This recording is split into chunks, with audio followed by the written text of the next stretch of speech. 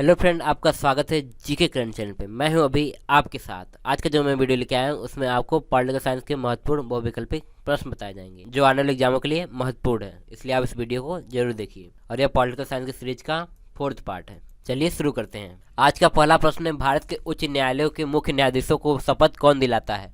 Option A राष्ट्रपति, option B राज्यपाल, option C मुख्यमंत्री, ऑप्शन डी सुप्रीम कोर्ट के मुख्य न्यायाधीश।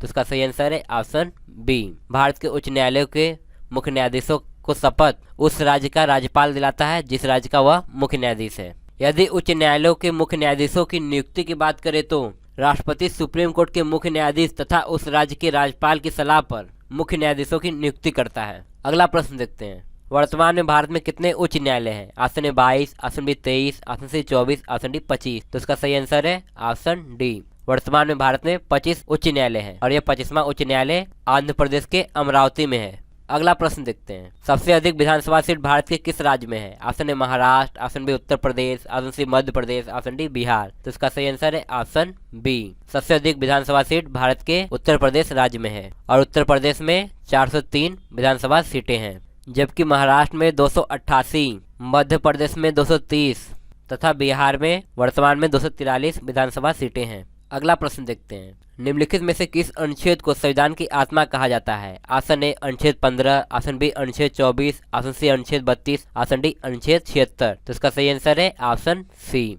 अनुच्छेद 32 को संविधान की आत्मा कहा जाता है। भीमराव अंबेडकर ने भारतीय संविधान की आत्मा अनुच्छेद 32 यानी कि संवैधानिक उपचारों के अधिकार को कहा था, जबकि संविधान की आत्मा संविधान की उद्देशिका यानी प्रस्तावना को कहा जाता है। यदि आपसे पूछा जाए कि संविधान की आत्मा किस अनुच्छेद को कहा जाता है तो इसका उत्तर होगा अनुच्छेद 32 को। यदि आपसे पूछा जाए कि संविधान की आत्मा किसे कहा जाता है तो इसका आंसर होगा संविधान की उद्देशिका को संविधान की आत्मा कहा जाता है। अगला प्रश्न देखते हैं। निम्नलिखित में से कौन सा राष्ट्रीय राजनीतिक पार्टी नहीं है? Option A Bhajpa, option B Trinamool Congress party, option C national people's party, option D Samajwadi party. तो इसका सही आंसर है ऑप्शन डी। समाजवादी पार्टी राष्ट्रीय राजनीतिक पार्टी नहीं है। वर्तमान में 8 राष्ट्रीय राजनीतिक पार्टी हैं और ये राष्ट्रीय राजनीतिक पार्टी AITC यानी कि all India Trinamool Congress, BSP यानी कि बहुजन समाज पार्टी, BJP यानी कि भारतीय जनता पार्टी, CPI यानी कि communist party of India, CPIM यानी कि communist party of India, Marxist, INC यानी कि इंडियन नेशनल कांग्रेस, NPP यानी कि नेशनल पीपुल्स पार्टी, NCP यानी कि नेशनल कांग्रेस पार्टी है। अगला प्रश्न देखते हैं। सुप्रीम कोर्ट के प्रारंभिक क्षेत्राधिकार का उल्लेख किस अनुच्छेद में है? ऑप्शन ए अनुच्छेद 124, ऑप्शन बी अनुच्छेद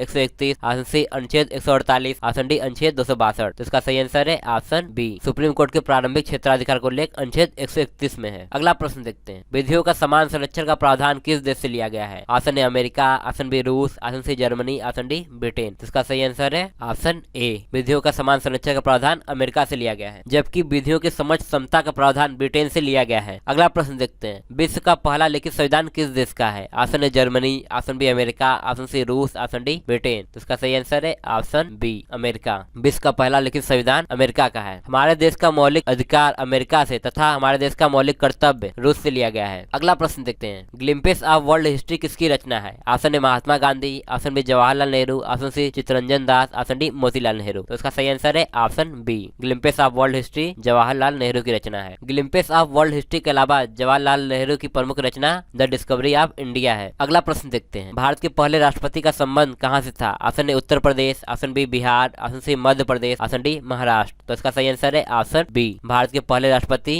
यानी कि डॉक्टर राजेंद्र प्रसाद का संबंध बिहार से था। डॉक्टर राजेंद्र प्रसाद का जन्म बिहार में हुआ था। सबसे लंबा कार्यकाल देश के राष्ट्रपति के रूप में डॉक्टर राजेंद्र प्रसाद का था, जिनका कार्यकाल 12 साल तक था। 1950 से लेकर 1962 तक डॉक्टर राजेंद्र प्रसाद देश के राष्ट्रपति थे। अगला प्रश्न देखते हैं। स्वतंत्रता के पश्चात प्रथम विधि आयोग की अध्यक्षता किसने की? Option A Bhimrao Ambedkar, option B Lord Macaulay, option C MC Setalvad, option D KM Munshi. तो इसका सही आंसर है ऑप्शन सी। MC सीतलवाड़ ने स्वतंत्रता के पश्चात प्रथम विधि आयोग की अध्यक्षता की। भारत के प्रथम विधि आयोग का गठन 1834 में हुआ था, जिसकी अध्यक्षता लॉर्ड मैकाले ने की थी। स्वतंत्रता के पश्चात सन 1955 में MC शीतलवाड़ ने प्रथम विधि आयोग की अध्यक्षता की थी। समांतर विधि आयोग का कार्यकाल 3 वर्षों का होता है। अगला प्रश्न देखते हैं, 15वें वित्त आयोग के अध्यक्ष कौन है? Option A KC Niyogi, option B YV Reddy, option C NK Singh, option D Raghuram Rajan. तो इसका सही आंसर है ऑप्शन सी, 15वें वित्त आयोग के अध्यक्ष NK सिंह है, जबकि भारत के पहले वित्त आयोग के अध्यक्ष KC नियोगी थे। विधि आयोग में 5 सदस्य होते हैं, जिनमें एक अध्यक्ष तथा 4 सदस्य होते हैं। सदस्यों में 2 सदस्य पूर्णकालीन सदस्य जबकि 2 सदस्य अंशकालीन होते हैं। वित्त आयोग का कार्यकाल 5 वर्षों के लिए होता है। 15वें वित्त आयोग का कार्यकाल 2020 से लेकर 2025 तक है।